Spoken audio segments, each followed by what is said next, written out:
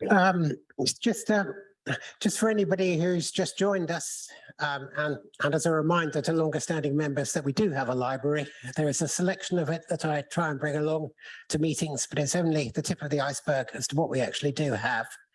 You're welcome to browse. As a member, you're welcome to borrow. You can also search the library list on the website.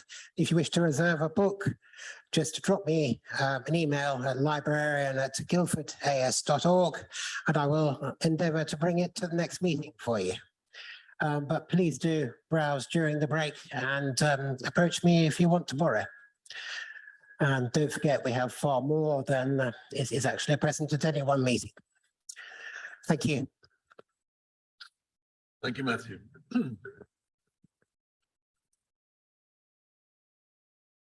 Well, welcome to our December 2022 GAS meeting. Visitors, members, new and old, present in the flesh or on Zoom. Launched in 2013, the European Space Agency's Gaia mission has been creating an extraordinarily precise three-dimensional map of billions of objects throughout our galaxy and beyond, mapping their motions, luminosity, temperature, and composition. The third data release, Gaia DR3, was made in June of this year. Our speaker today is Professor Daisuke Kawata from UCL MSSL, just down the road, who will present what we have learned about the formation and evolution history of our galaxy, the Milky Way, from the unprecedented amount of archaeological information from the Gaia data and the other complementary observational data from other space and ground-based telescopes in the world. He will also introduce the future space missions, which will explore still hidden structures of the Milky Way, even after the Gaia mission has finished. Daisuke got his Doctor of Science from Tohoku University in 2000, was a postdoctoral researcher at Swinburne University, Australia from 2000 to 2005, and Carnegie Observatories, USA from 2005 to 2008, partly as a JSPS fellow. He's been working at UCL since 2008, where he studies what is called Galactic Archaeology, revealing the formation history of the Milky Way from the detailed observation of the current picture of the Milky Way. Daisuke is also involved in the future astrometry missions in Japan. Jasmine, Japan Astrometry mission for infrared exploration as the project scientist, and in Europe with the Gaia NIR mission concept, the successor of Gaia, as a member of the expert science group. His family and he like walking with their small dog in the forest, riverside, and dog-friendly beaches. He notes, and I've apologized to him, that today Japan, as we speak, is playing for the final chance against Spain to go. And we're blessed that he's thought that he'll come and speak to us rather than watch that. He is praying for Japan's success. Daisuke, all yours. Yeah, thanks.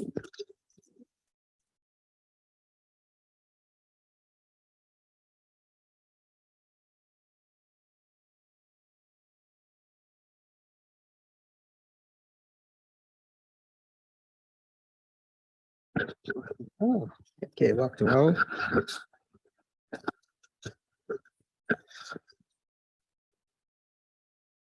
There's the camera here, so I'd like to be here. And there's lots of screens and mouse, so I'll probably get confused at some point. But yeah, thank you very much, Nico. Great introduction. And yeah, this is my great pleasure to talk to you about our research using the spectacular mission, space mission. MSSL is involved in front of the people who work for Professor Steve Baker here and my colleagues. So it's great to see you and also talking to everyone here about the recent discoveries made by the Gaia mission. And okay, interesting. So I'm talking about archaeology of our galaxies with Gaia. So this is a talk for the European Space Agency's Gaia mission. But in these days, I think whenever we talk about astronomy, I think we have to start from James Webb. And I'm sure you probably saw this many, many times, but still we love the voice of Carl Sagan and how NASA always advertise their mission. So I'd like to do that and see how this technology works for the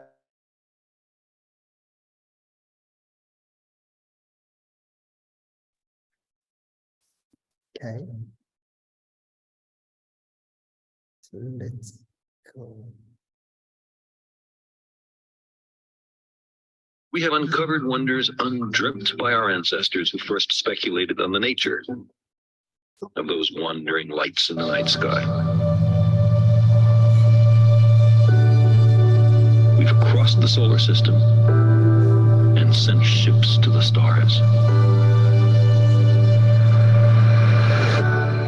But we continue to search. We can't help it. A central element of the human future lies far beyond the Earth.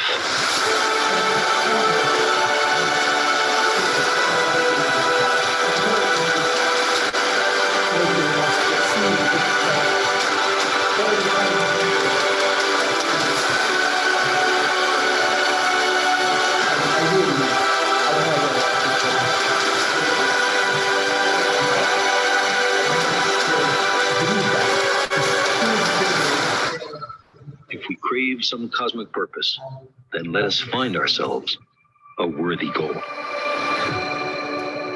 So this is the NASA's trailer just before they released the first image of from the JWST. Okay, that's interesting.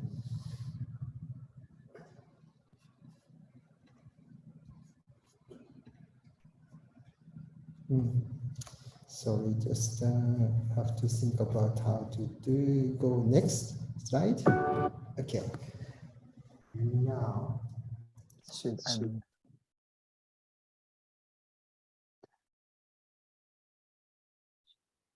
It's myself.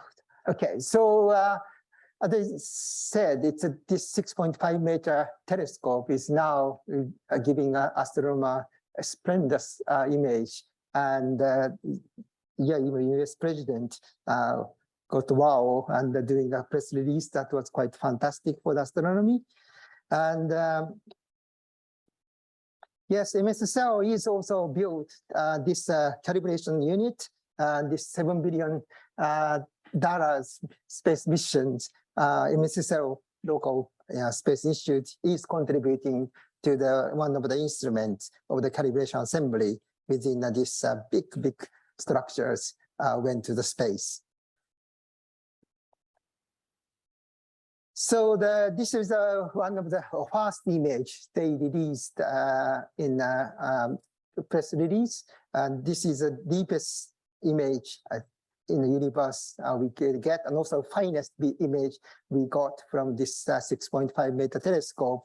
And it's cleverly done because this is the region where there's a big cluster of galaxies. Is there that huge massive object there, so they can see using this gravitational lensing as a natural lens, and you can magnify the light of the light of galaxies behind that. So this cluster of galaxies 4 billion light year away, but it's a astronomer has looked at this image or downloading this image. Amazing things in this JWST's $9 billion or $7 billion mission, but they release the data or the first data to everyone, and you can download it from the NASA site. That's amazing, generous things, but it's the openness of the science data is allowing us to look at it with excitement. And what we want to do is galaxies, farthest galaxies in the universe.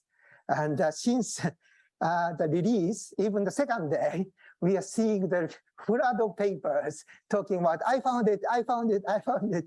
And there's so many papers published, and I cannot list everything, but one of the things in the colleagues in Edinburgh found is that one that I'm highlighting here. This tiny galaxies is, they think, is 13.5 billion light year away. That's when the universe is just 235 million years old. That's just amazing. And you can see still the structure as well. So they are resolving it too. So there's lots of studies now using this big telescope to look at the farthest galaxies. So that's an exciting time. And as you may know, that this galaxy formation is, of course, started from the even earlier. It's 13.58 billion when the matter is decoupled from the light. And that cosmic microwave background is observed by the Planck missions done by the European Space Agency. This is the tiny fluctuation of the matter in the beginning of the universe. We can observe it. So this is the farthest universe we can see.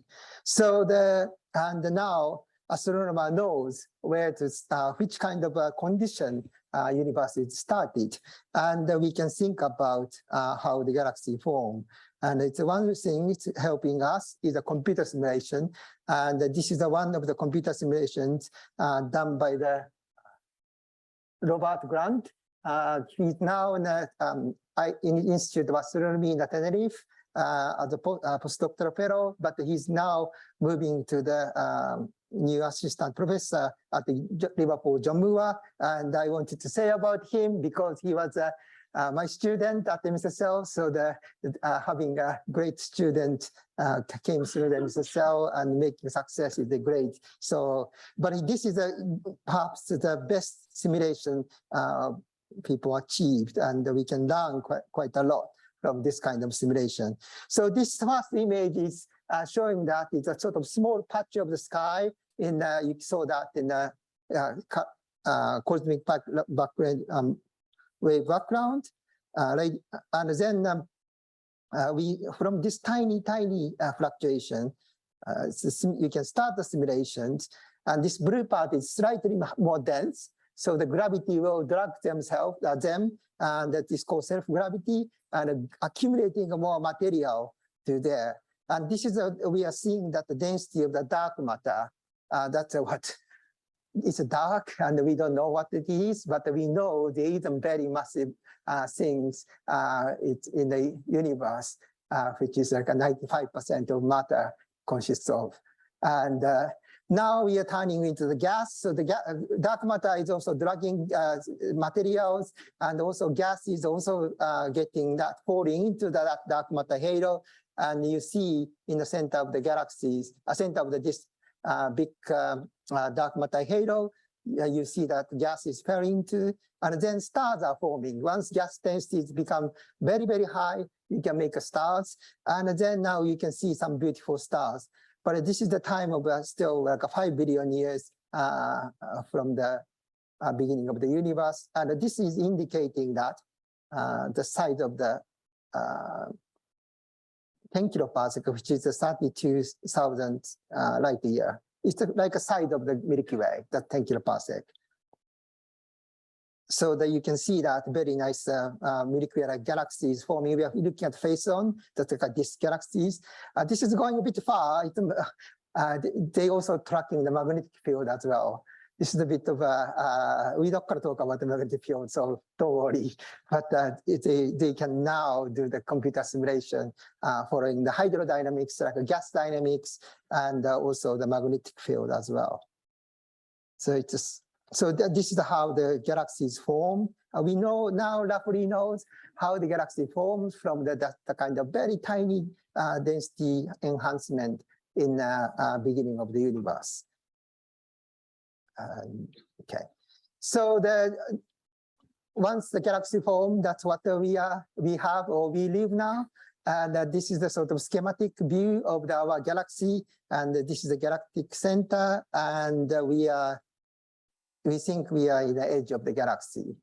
And we have a bar in the center, and there's a beautiful spiral arms around that. So we are in a disk, on the disk, and the edge of the disk. We are 27,000 light year away from the center of the galaxy.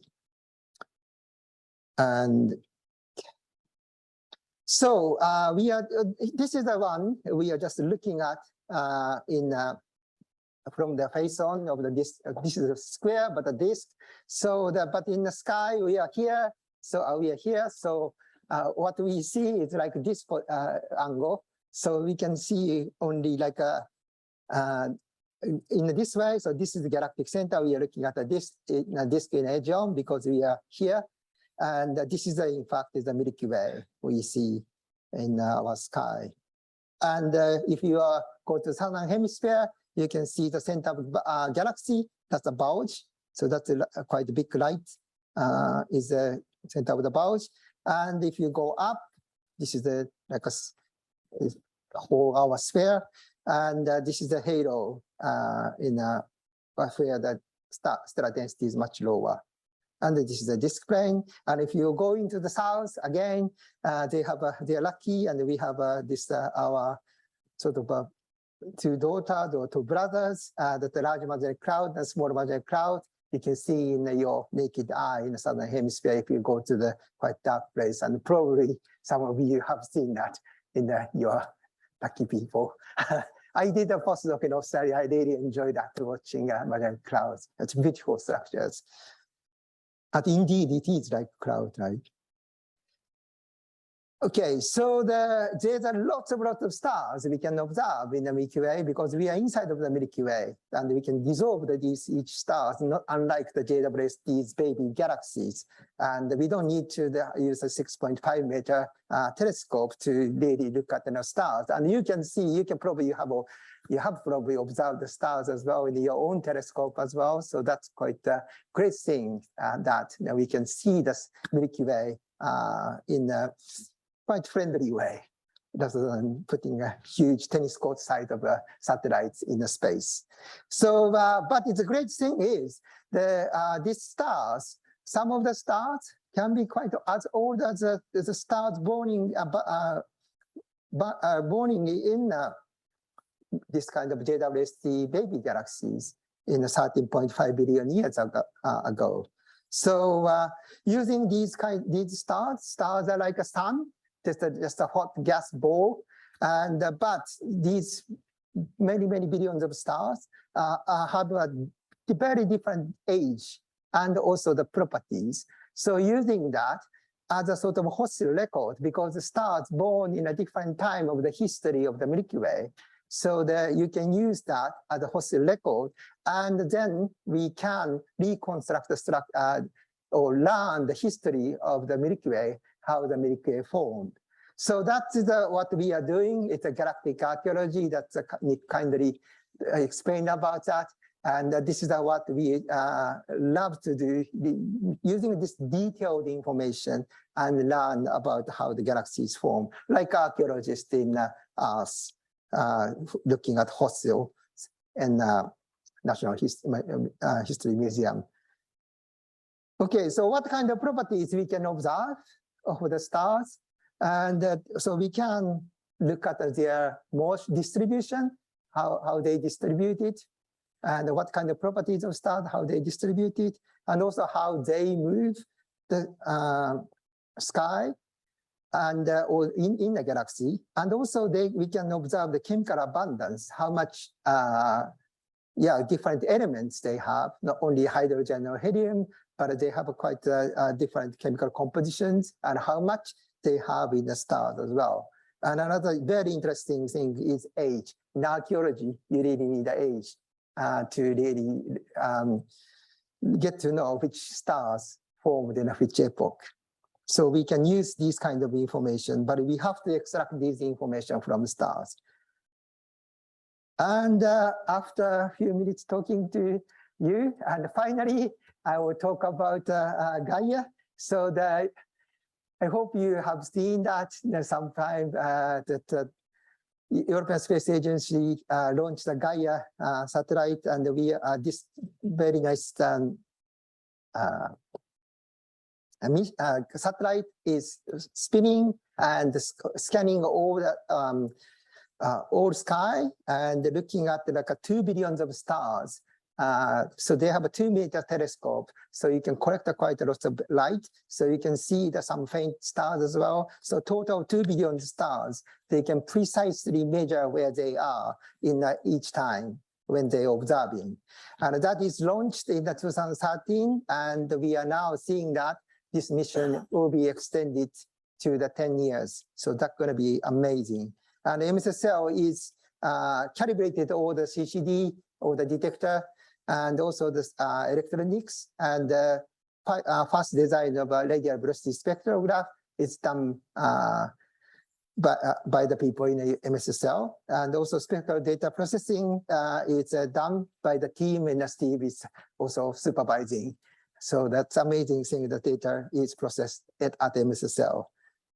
And the Gaia, why we did, so Gaia initially the mission for 5 years, that's what the ESA has agreed. But after seeing that, the impact of the Gaia observations, ESA loved it. And they extended to 10 years. And why they like it? Because we astronomer, the work of astronomer is using the data and finding a new research and publishing papers. And this Gaia now used for like around 8,000 papers as of last month. So it's quite a lot of papers of researchers all over the world is using Gaia data. And it's also publicly available. You can also download the Gaia data as well and play with that too. And, and today I have checked that. We have an archive center. Astronomer can post whatever the paper they load every day. And we have about 100 papers every day. Astronomer putting that. This is my daily duty that when I go to the MSSL, I just open this site and go through that, what kind of publication is people submitting. And that's my daily sort of a newspaper kind of check for my science. And it's always I search the Gaia as a sort of who is putting a Gaia in abstract. And today I found that 2 papers is mentioning a Gaia in abstract. So every day we are seeing at least 2 or even 3 or 4 papers using Gaia data. So that's the impact what the Gaia is making. And this is probably the highest impact space mission. That in fact, it's the highest space impact space mission currently flying. It's more than Hubble Space Telescope. But JWST hasn't kicked that yet. So I think Gaia is still winning. So what is Gaia is doing? And does everyone know Parallax? Probably nodding. I think it's you're quite knowledgeable. And but I still would might be nice to look at that what the Parallax is. And yes, we are in the Earth and looking at if you look at the stars, and in the summer you're looking at from this direction, for these stars. And the winter, you're looking at this direction, these stars. And probably some people may ask you to do putting a finger in here. And if you blink in open the left eye and close the right eye, and then going to another eye, you see that it's changing, position is changing. So that's a sort of parallax you can see. And if you're putting a finger much closer, and they move much closer, much bigger. So that's a sort of a parallax. You can see that using this angle of difference of angle, and you can get the distance to the stars. Usually it's getting distance of stars are difficult, but you can do that using a parallax. And but it's, if you go farther and farther, of course, that difference is not getting very big. So you really need accurately measure this angle. So that's what the Gaia is good at it. And the Gaia can, in fact, see the difference in this angle it's called 10 microsecond, but it's for your reference that the people said that it's if you put a €1 coin on the moon, Gaia can see the size of the euro coin. That's basically, it's quite amazing accuracy. And when before Gaia launched, I had this and I thought it's not going to happen. Maybe if you get 10 times worse than that, and that's still astronomers happy, but it's now they're nailing into this territory, which is really amazing. And you probably heard that initially Gaia had some issues, and scattered light is bigger, much higher than what they are hoping for. And also there's 2 meters in the Gaia collecting, looking at the different position of the sky, and they shouldn't be moving, but they are moving now. But the engineers in ESA found out a way to correct it and getting the data much better, and then finally giving us this accuracy of the data. So yes, it's amazing. So people never give up and making the data better and better, and data is getting better and better as well. That's amazing.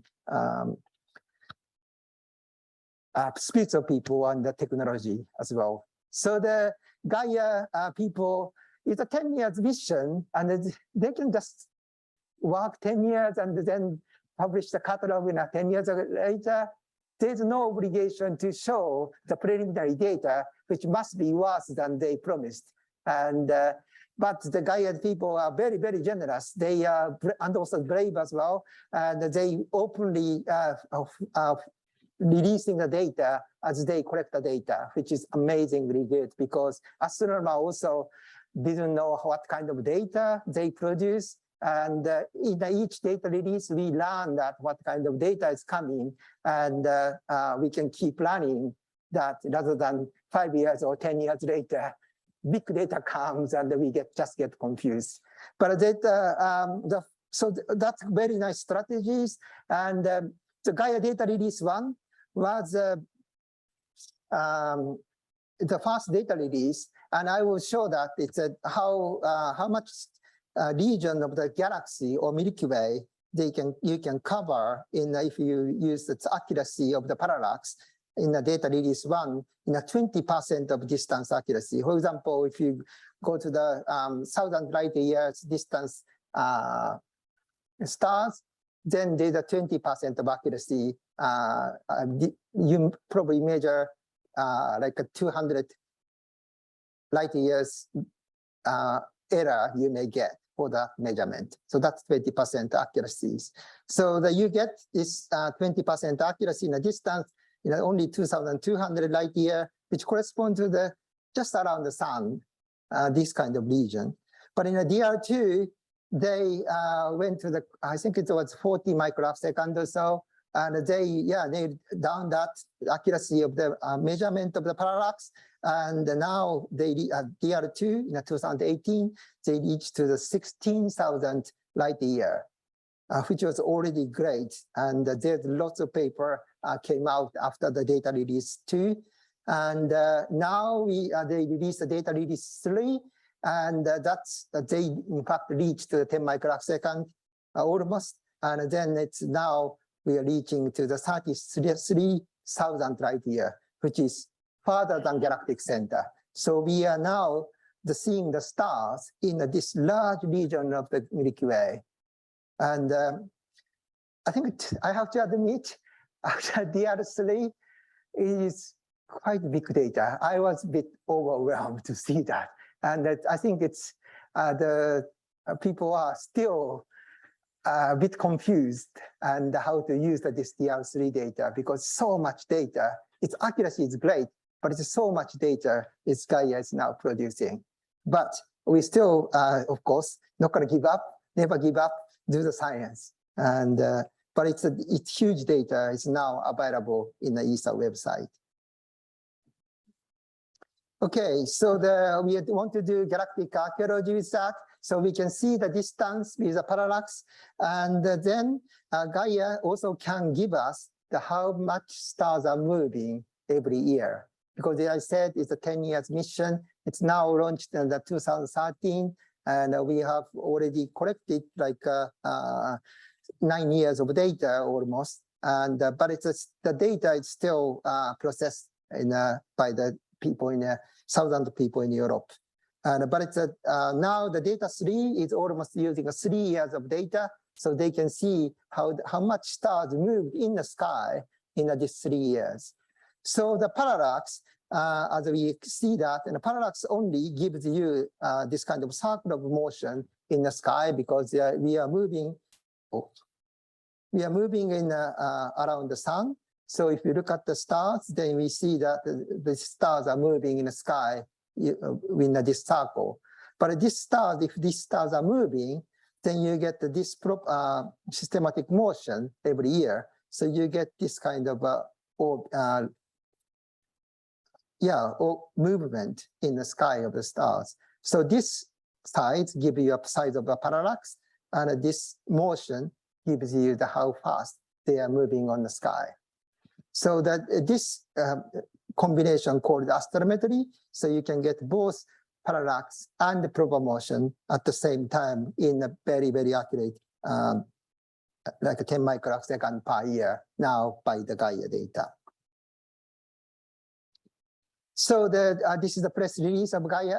Again, I think this is the 400,000 year if you wait, and then how much stars move, because we now see that precise motion, how much stars are moving, and then we can just extrapolate and see how much stars are moving. So they can now show that stars are moving 400,000 year, how much stars move in our sky.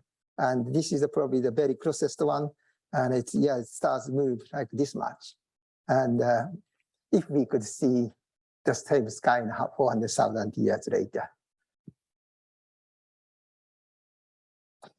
And another dimension is what we have to measure is another dimension is of the line of sight velocity. So we now proper motion give us the motion of stars in the sky. So we want to see how much in depth going further or coming up. So we can use the spectrograph to do that. And people know the Doppler effect. Yes. And so that this is a beautiful spectra obtained by the spectrograph. So Gaia is in a space, but they have a spectrograph as well. So that they collect the stars, light, and disperse it. And does anyone have a spectrograph in your telescope? Not a spectrograph. Have you ever taken a spectra? That's probably has a spectra. That's amazing. Yes, and it's a so that's a yes, but it's a Gaia also has a spectrograph, and that's another information you can get from the light of the stars, and yes, we get this kind of big absorptions from, for example, calciums, and yes, this is a dumb. This also this kind of data is reduced and calibrated at the MSSL and team led by the Mark Cropper and also George Seabrook, and also Steve is George's supervisor. So his team is taking care of the Gaia data as well. And so if you have a spectra like this for the stars, and if you look at this calcium line, we know that should be observed in this wavelength. But if stars move away from us, you get this kind of shift, that the Doppler shift. And if if this stars moving toward us, then we should see this shift to this line shift. So you can measure how fast the stars are moving away or moving towards us. So now, with the proper motion, how they move in the sky, you can get 3D motion of the stars. That's great. And so Gaia is doing again that all sky. So you can make this kind of map, and the stars here in a distance. So this is a disk, and the stars here is moving toward us. This is moving away from us, seeing the kind of motion of galaxy rotation. And these are moving away from us and moving towards us. And this region is, we are seeing that the sun is moving faster than the galactic disk rotation. Okay, so using this kind of information, archaeological information, what we learn from the Gaia. And we learned a lot. And at the end, 8,000 papers produced by the astronomer, and everyone has every favorite science. But the one thing I brought is the collision of the galaxy happened 10 billion years ago. And this is the computer simulations. We know that before Gaia launch, if the galaxy is like this 10 billion years ago, and if this kind of red galaxies fell into our baby Milky Way, and these red galaxies merge into our galaxies, but after that, they still see this kind of coherent motion. You probably see that in this movie. So this is the idea. So if you find some coherent motion, then we can find the relic of the galaxies which merged into the Milky Way long time ago. And we found it. And so this is one example done by the people in Cambridge. And this is what they're looking at, is looking at the Gaia data using the 7 million stars, which was available in even data release 1. But these people are very clever at using these Gaia data and getting velocity in a quite accurate way. And they plot that these 7 million stars radial velocity that's moving. This one is moving towards the galactic center, and these ones are moving towards the outer the anti-galactic center. And then this axis is the rotation. So that this is the rotating faster and also positive way, the same direction as the sun. And this one is rotating faster, but in a counter rotating. It's a different rotation from the galactic disk. And so 0 means that their net rotation is almost 0. And they found this component. So, this component is rotating same speed as the sun, that's the galactic disk. But these components are almost zero rotation, but they're having quite a high radial velocity, means that they fall into they are doing, this is the galactic center. The normal galaxy disk stars are just making circular rotation. But these stars are having a radial rotation, a radial motion, so just doing oscillating in radially. So that's what you see. And they are not, I don't know how you think about this kind of figure, looking at this image and what kind of name you can imagine. But unfortunately, what they imagine is a sausage. So they look at this as a sausage, and they name this as a Gaia sausage. And yeah, that's an interesting name, but it's not very sexy. And so this is done in Cambridge. And then new Gaia data release come, second data release, the people in Netherlands, led by the people in Groningen, called Amina Helmi, and her team also look at even more properties of these stars and the motion and the properties of these stars. And they also found that these stars in having a coherent motion and very similar properties as well. And they went to the Greek myth, and they have much better name, I think. It's Gaia-Enceladus, like the Greek god in Etna mountain, sometimes making a volcano eruptions. So but they got this name as well. So astronomer likes making a name, and unfortunately this time we had two names for the same things, and that sometimes happens. And now people are saying that we are respecting this both discovery in a probably slightly different level of discovery. They are kinematics, and these are people looking at more about stellar properties as well. So respecting two discovery, now we have even more confusing name called Gaia sausage Enceladus. And so unfortunately, I have to keep saying Gaia sausage Enceladus to refer this object. But That's what astronomers sometimes ended up. Unfortunate things. So this kind of the mergers of the galaxies, we can also see that in the numerical simulation I showed at the beginning of my talk. And this is the example again done by the Rob Grant, and we are looking at the face on in the upper panels. And 9 giga ago, these small galaxies fell into that, and this is impacting this like a baby Milky Way, and you see that kind of they merge into that. So this kind of things also we can see that in cosmological numerical simulation as well. So we are not surprised to see this kind of mergers also happened in the Milky Way. And another things we can learn from the stars is a chemical composition, which is also tell us that what kind of composition, chemical composition they have.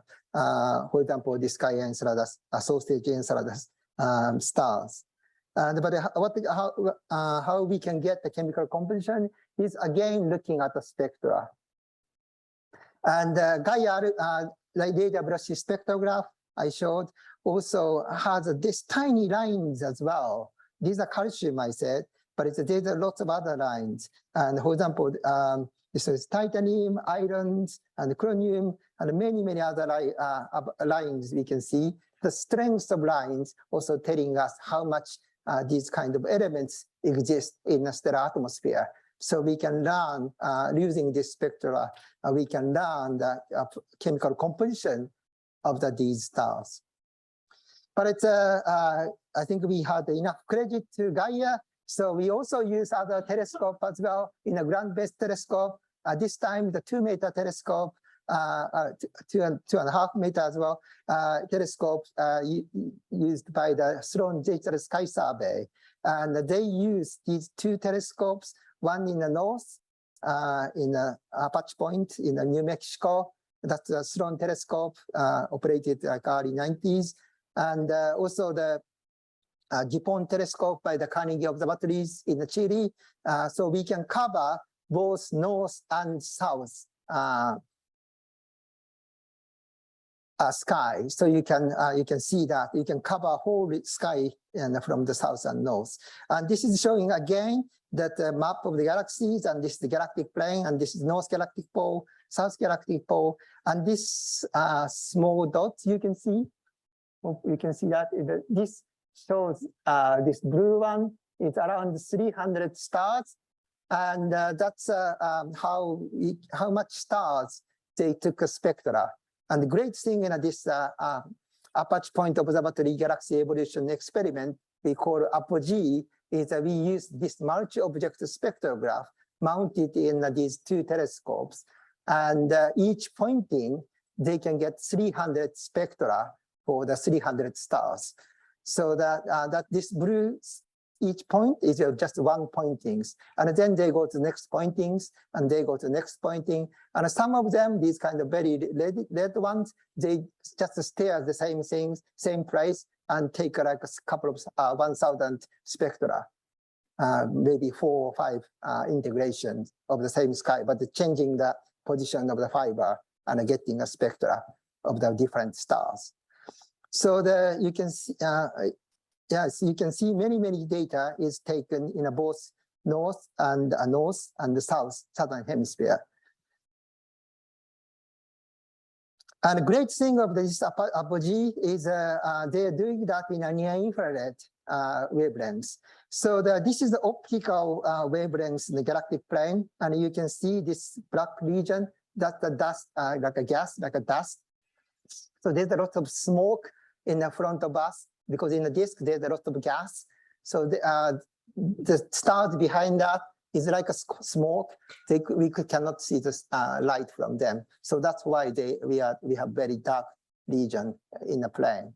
But in the near infrared, in the longer wavelengths, you can see through this dust, and you can see the lots of stars in the disk. So the near infrared is quite strong or great in terms of understanding the structure of the galactic disk and taking properties of stars in a galactic disk.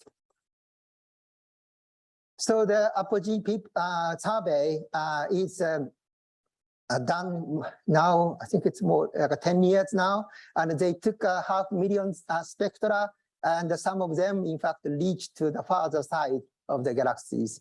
And these lines basically showing that each point basically has 300 stars, but it's a different distance from us. So that's why you have this kind of thing of God kind of distributions. But you can see that so many stars observed by them. So you can combine this data with the Gaia data, and we can study the properties of stars, both kinematics and the chemical composition. So this near-infrared spectra also had this kind of absorptions again. So you can see the line of the absorption, and you can get to know how much oxygen there, iron there, and etc. But I also like to introduce this. Have you ever seen, or does anyone familiar with this? Oh, great. Thank you. So this square bracket is quite interesting indicator for astronomy.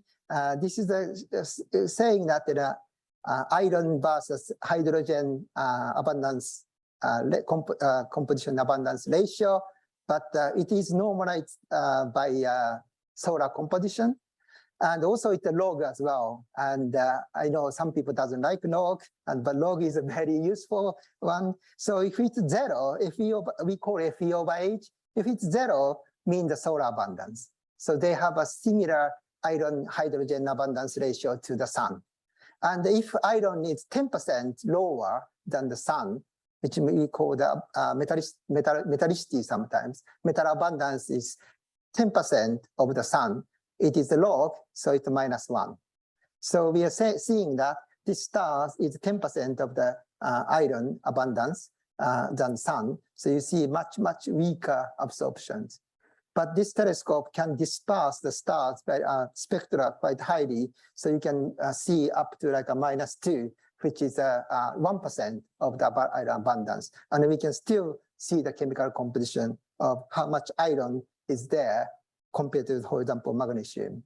So that's great things we can learn from the spectra. And I use this FE over H, so please remember that this is the logarithmic scale, basically. Okay, so the final things, what we use in the terms of chemical property is age. And age is, I put in here as an Indiana Jones version, is a holy grail.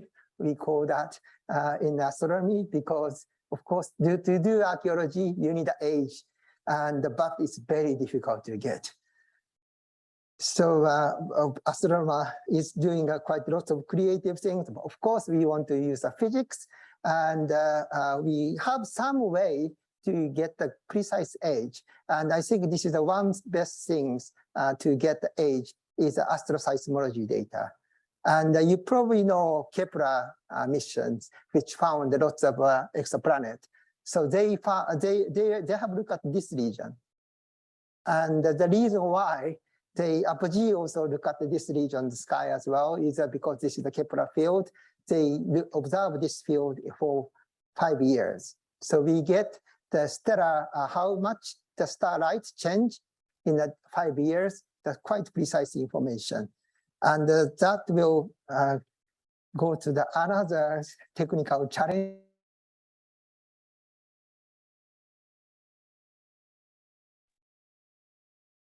Okay, let's see how it goes.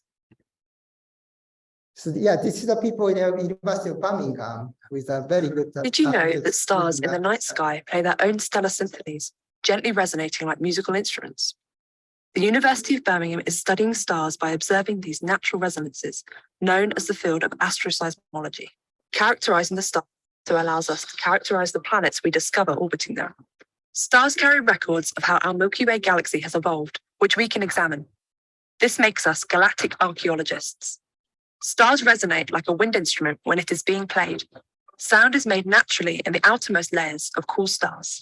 This sound is trapped, with some sound waves reaching all the way to the centers of stars. We detect the gentle pulsations by measuring periodic changes in the brightness of stars. They get slightly hotter and brighter as they contract. As they relax, they cool and dim. By studying the stars in this way, astroseismologists are able to accurately determine their size, mass, age, and even their internal structure, which would otherwise remain hidden. Studying the stars also helps us build up a much more complete picture of the planets which orbit them. By understanding more about a star, we can know whether any planets found in orbit around it are similar to our Earth, with the potential to support life. Astroseismology allows us to use stars as galactic rulers because we can measure how far away. And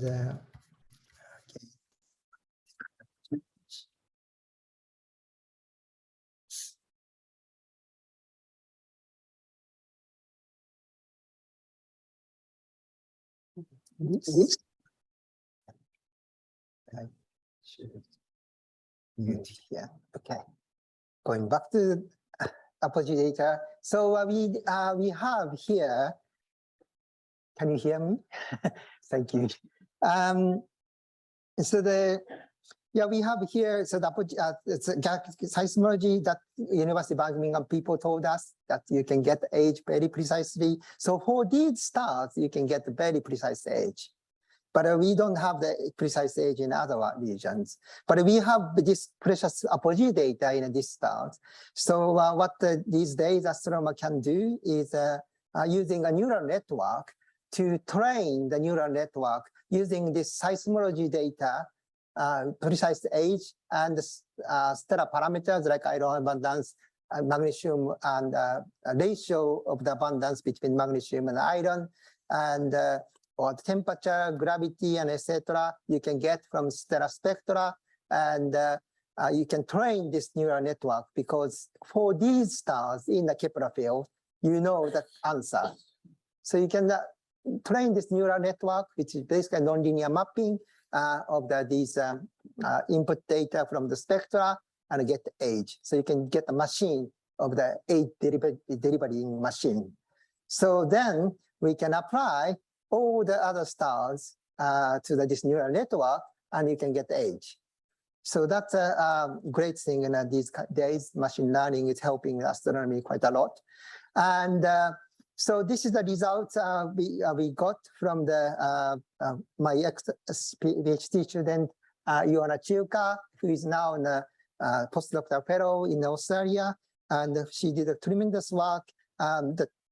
What it's showing here is using this apogee data.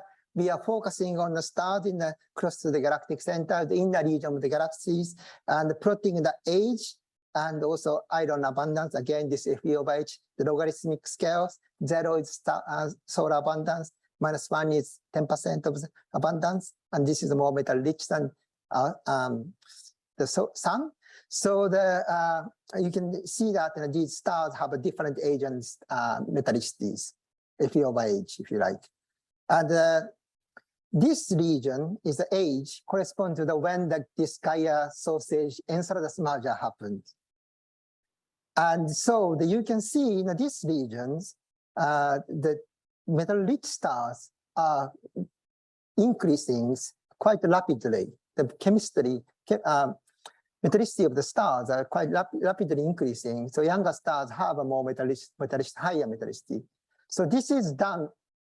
We think this is created by the starburst because this Gaia sausage Enceladus brought a lot of gas as well. So gas collides to the Milky Way, proto-Milky Way, and then they make a lot of stars, and including massive stars whose lifetime is like 1 million years, and they die with a supernovae. You probably heard about that. And then they produce lots of metals like irons and distribute that to the surrounding gas. And then you will make a next generation of stars, and they are more metal rich. So you see this kind of sequence of chemical enrichment, we call, of that. But this is happening very rapidly. So the rapid star formation is happening due to the collision of these two galaxies. So this, and then this is a solar metallicity, the horizontal line. And so you're reaching that in a higher metricity than this. And we can make this kind of argument that it's a, yes, sun has a life, and that you need to make this kind of life, you need the metals. So the chemical enrichment is established enough to make the habitable planets, perhaps, in 10 giga-year ago by this ancient collision, what happened. So we can see that in a simulation again. And we wrote a paper about sausage and mash, because there's a sausage is basically smashed to the galaxy. So we show that, we demonstrated that this kind of gas-rich merger can induce the starburst and make a metricity high and making establish the Milky Way formation. And when we submit the paper, this is the sausage and mash. I submit that to the Royal Astronomical Society journal, and the journal editor said, this name is not appropriate for the international journal because this is too British. So we are a bit shocked by that Royal Astronomical Society people saying too British, and so we gave up the name, but we keep advertising this is a sausage and mash. And yes, we now have a very nice disk, and I'm aware of that. I'm slowly speaking quite slow and reaching to 1 hour or so. Okay, well, a few minutes, sorry. That famous few minutes is usually more than a few minutes, but apologize in advance. And so yes, this kind of beautiful disk is formed after this merger happened. And as this simulation also shows, and also the data from the Gaia and other data is also showing that since this Gaia sausage merger and the sausage and mash happened, we don't have this kind of very significant merger. So then the disk of the Milky Way can grow very nicely. So that's why we have a very nice thin disk now, like we show that in the simulation.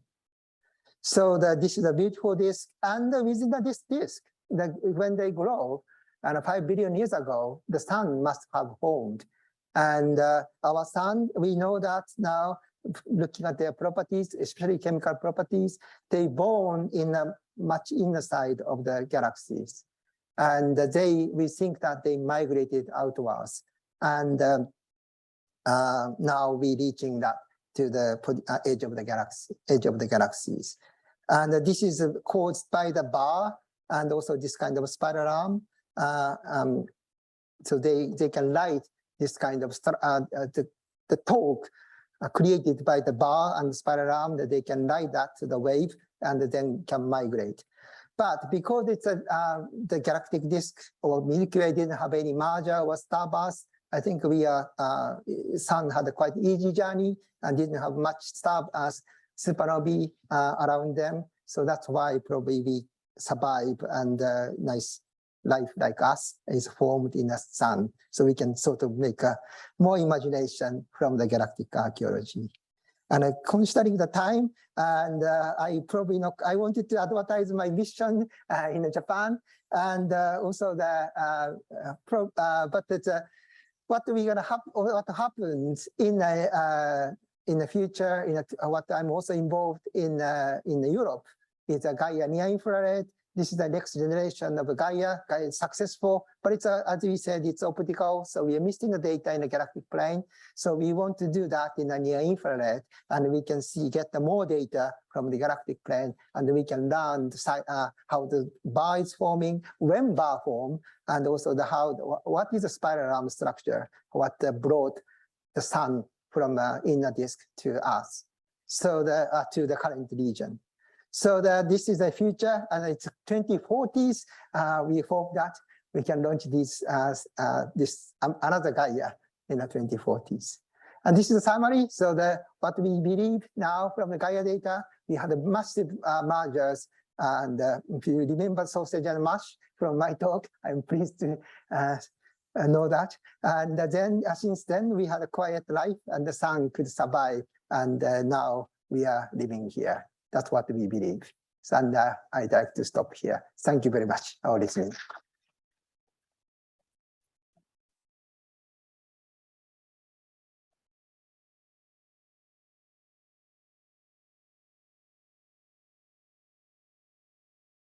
I stop there. Thank you, Daisuke. Do we have any questions either from the floor? First, you might have to speak into this. Oh, okay. In your figure of the age of stars against the metallicity, you seem to show the age of stars going back to 15 billion years or more. How is that reconciled with the age of the universe? Yes, very good eye. Yes, I was trying to test the audience. Yeah, nicely spotted. And yes, it is very nice eye. How many people spotted? Nice, well done. Yes, this is a longer, larger than age of the universe, so shouldn't be there. And it's a bit complicated things, but we talk about this astroseismology and try to get age of the universe, so the age of the stars. And then look at, we compare with the observation with the stellar physics model. And some of the observation is telling to the stellar physics model, which is much older than the age of the universe. But the stellar physics model is not perfect yet. So we know that these stars should be older than these stars. And but the stellar physics models and absolute scale of the age is not perfect yet. So we just try to show the difference in the relative age and not relying on absolute age. So that's why we let stellar model to tell us older than the age of the universe. And if you force them to the lower age than this age of the universe, lower age of stars than the universe age, then this is going to squeeze, and we couldn't see really good features around it. So we let them to go further than that. So that's deliberately done, but a great spotting. So I'm pleased to hear that. Thank you. Tony, you might have to come down to avoid Howrah. Has Gaia been used to check the distance to Cepheid variables? Yes. Yeah, short answer is yes. And that, in fact, I prepared a talk about it, and I think it's a great thing. Yes, Cepheid variable is one of the distance ladder, and we have it. So the Cepheid, I think somewhere, but it's what we can do. Yes, the Cepheid variable is calibrated so that because the variables and the absolute magnitude that we know that these are very nice relations with the period versus absolute magnitude. So but it's to get the absolute magnitude of the stars, you need a very precise distance. So the data, precise parallax or precise distance like Gaia data can use the calibration for the Cepheid variables. And so it's increased, the accuracy increased tremendously. So the uncertainties of the distance of the Cepheid variables is made very, very big, small difference. And the great thing with Cepheid variables is you can also measure the Hubble constant, how fast the universe is expanding. And so the Hubble constant, if you use the new Cepheid calibrations, and then the error bar is getting very, very small, and that gives us like a 74 kilometer per second, megaparsec or so, maybe 73. And but it's a very small error bar. And then Planck, cosmic microwave background is a Planck, also showing that in you can get the Hubble constant from that, and that is a 6987, and so it's much lower. And now there's a 5 sigma tension because of both errors bar is very, very small, but the cosmic microwave and Cepheid telling us very, very different Hubble constant number, which is quite uncomfortable. And again, there are lots of papers talking about why this is nature of the dark matter. Einstein is wrong, of course. And yes, there's lots of debates. But it's yes, the precise distance from the Gaia really making this debate to happen. So the Gaia is also very, very useful for the cosmology. Yeah, thank you for asking.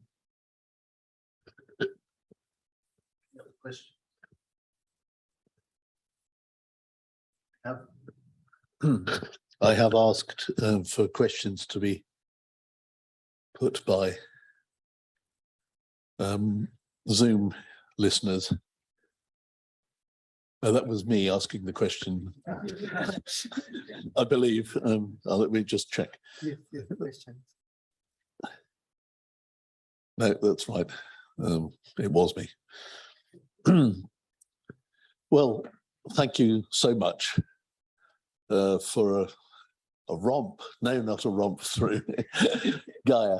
I think for many of us, we'll be going back and looking more slowly at your presentation using the recording, if only because there was so much there. Yes. Thank you. Thank you very much indeed. Thank you.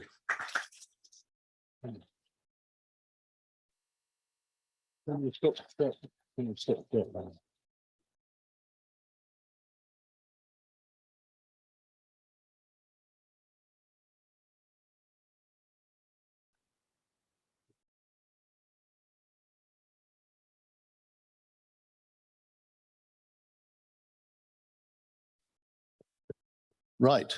In the forthcoming, up till our AGM in July, we have a complete set of program. In January, we have Dave Eagle talking about solar imaging.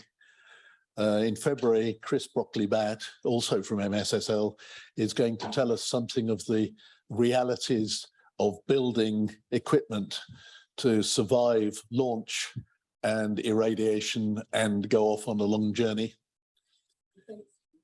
The date change should have been the 9th. My apologies. That's correct. We'll be here, but on the 9th, not the 1st.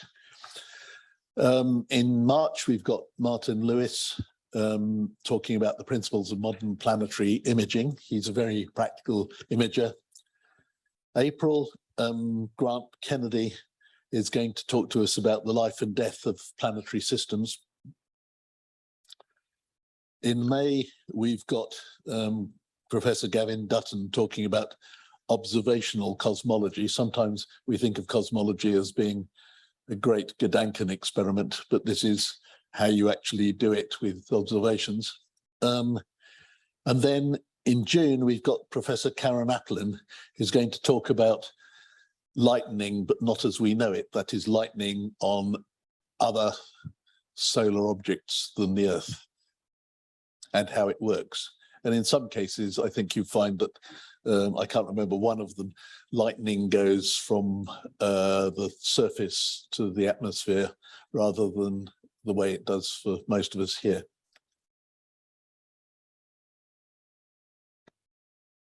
Now, a little challenge for you, as Rob will doubtless tell us in the second half, Mars is, if you can get to see it, today is, I think, the time at which it's at maximum opposition. Is that right? I think. And it's closest to us, right? That's right. And on the 8th, it goes behind the moon. So anybody who might like to try and get some pictures, just to say that we have a burgeoning number of pictures on the new website, for which many thanks for all those who've provided them. And hopefully they're showing that we are we have a wide bunch of skills. There's some amazing sketches, particularly as the result of Mary McIntyre's talk. There are some pictures taken with iPhones, as well as ones taken with more complicated equipment. Keep them coming, as they say. We did have a very successful couple of days over the last weekend when 9 people we had to teach the basics of astronomy and help them to understand, in some cases, what they might be looking for if they buy telescopes and so forth. But if there are anybody either listening on Zoom, listening on the recording, or anybody here who has a puzzle which they would like to have some tuition on, please let me know, and I'm sure we can find from our fairly large constituency of astronomers, people who can answer your questions. So webmaster and president, send me, I'd like to know about stellarium or something like that, and we'll try and find a way of providing expertise or other people's experience. Outreach, I'm still looking for some volunteers to act and to collate and then organize outreach. At the moment, it's gone slightly into abeyance, partly because of COVID, or because we didn't do it during COVID. And I've said a bit about the Mars watching. If you get some nice photos of Mars, please send them to the webmaster and we'll put them on the web. So if we can have a 15-minute break, biscuits are provided for those of us who are here in the flesh, just to make the flesh bigger.